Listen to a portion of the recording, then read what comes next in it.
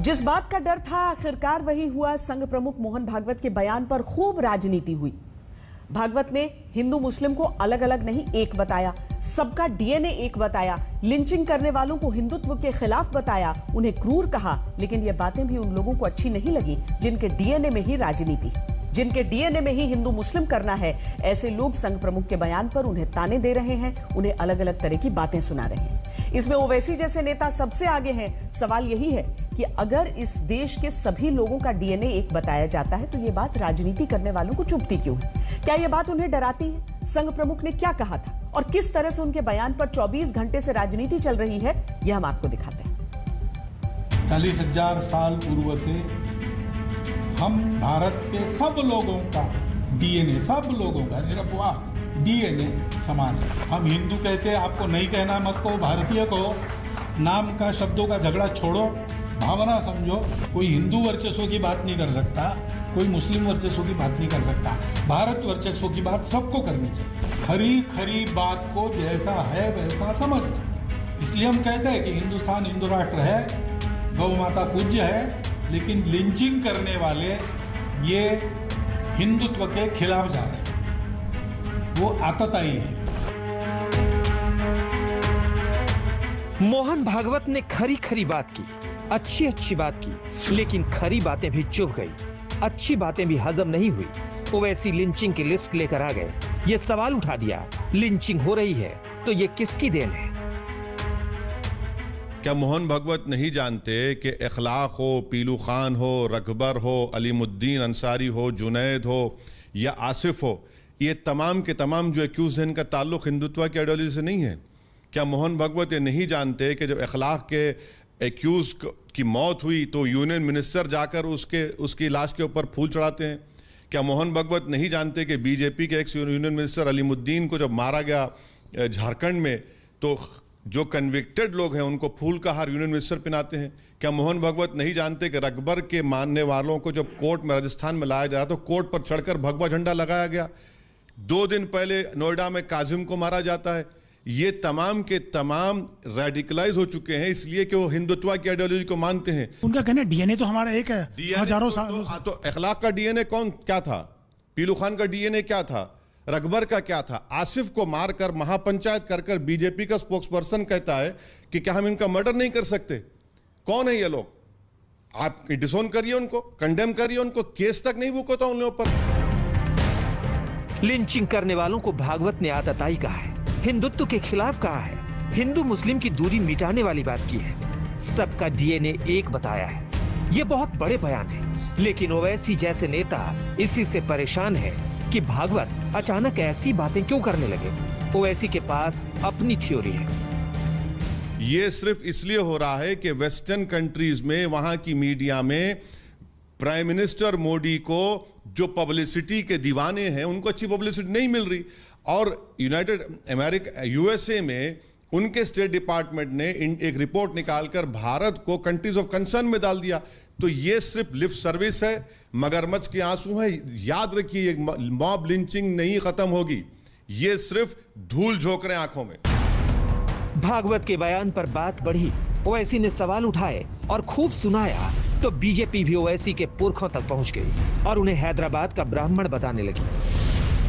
3 पीढ़ियों पहले हैदराबाद के ब्राह्मणों के संतान थे। यदि ओवैसी ये नहीं थे तो बता दें कि 3 पीढ़ी पहले उनकी 4थी पीढ़ी में कौन थे, किस धर्म के मानने वाले थे, क्या वे विदेश से आए थे? ओवैसी जिन्ना की राजनीति को देश में आगे बढ़ाना चाहते हैं। लेकिन बात सिर्फ ओवैसी की नहीं है। मोहन भागवत के बयान पर 24 घंटे के अंदर ही सियासी दंगल शुरू हो गया, जिसमें कांग्रेस से लेकर मायावती तक सब उतर गए।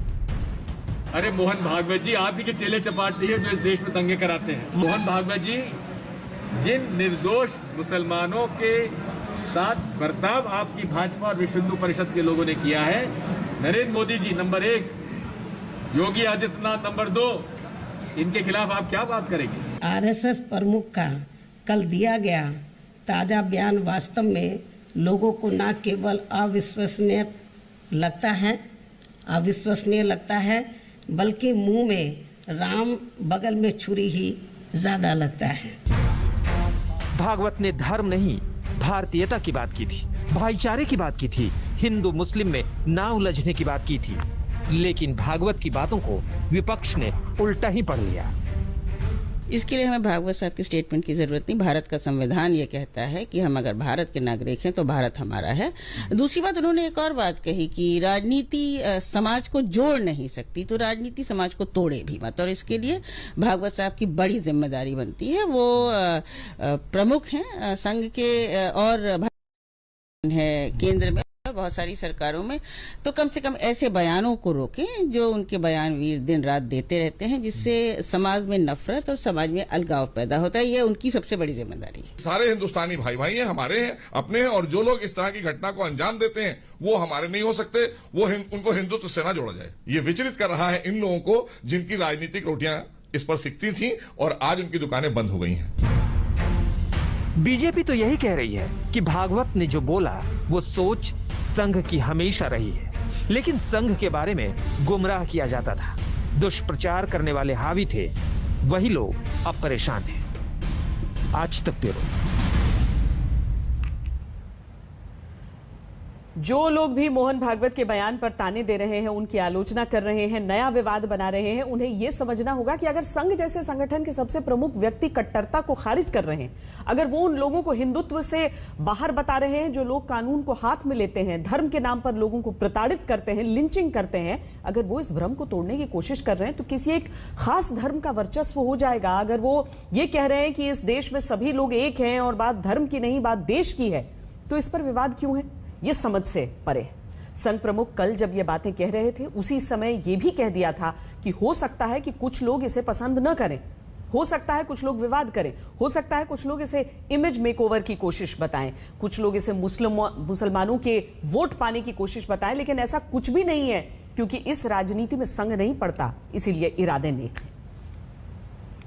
ये कोई इमेज बदलने का एक्सरसाइज नहीं, ये अगले चुनावों के लिए मुसलमानों के वोट पाने का भी प्रयास नहीं है, क्योंकि हम उस राजनीति में नहीं पड़ते।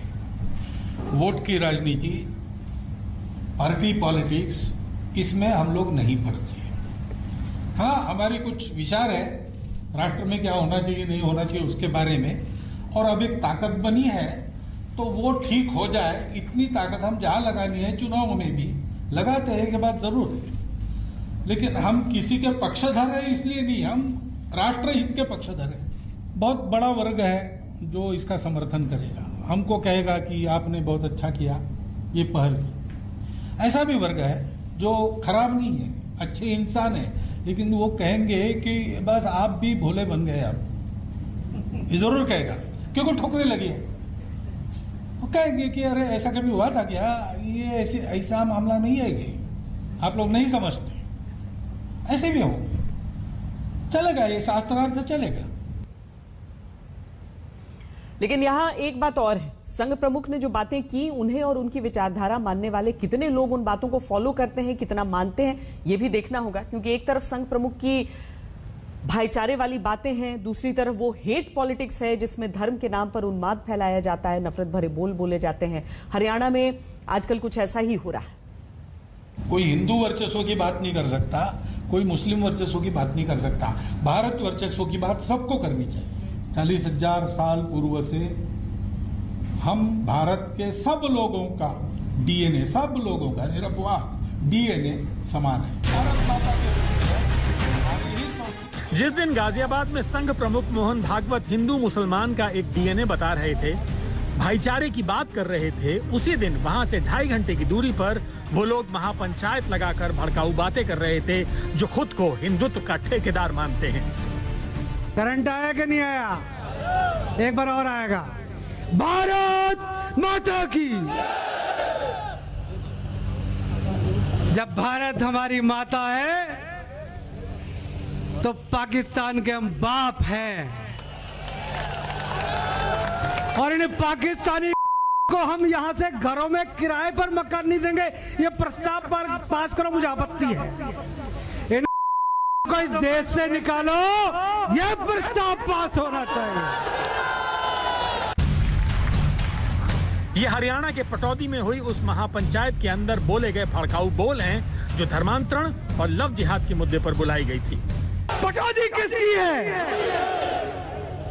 ठाकुर साहब बैठे हैं, जब नवाब पटौदी का देहांत हुआ तो पगड़ी इन्होंने बांधी थी, मैं छेड़ रहा था इनको। हम जब सम्मान देना चाहते हैं, हम जब सम्मान देना जानते हैं, तो हम तैमूर की मम्मी से अनुरोध भी करना चाहते हैं। बस